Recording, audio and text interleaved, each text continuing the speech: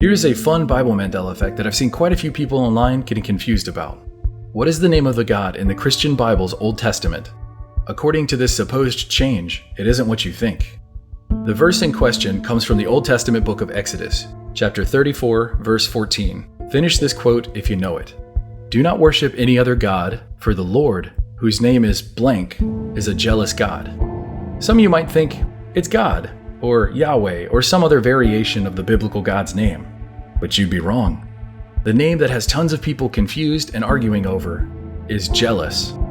The God of the Bible's name is now apparently jealous. How about that? The full verse goes, do not worship any other God, for the Lord, whose name is jealous, is a jealous God.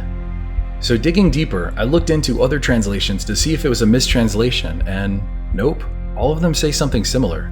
The oldest version that I could find, the King James Version, says, for thou shalt worship no other God, for the Lord, whose name is jealous, is a jealous God. It's pretty weird.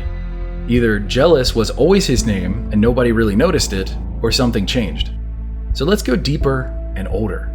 I went all the way back to the Torah, which is the Jewish holy text. Now the Torah is the first 5 books of the Christian Old Testament, so let's see what it says.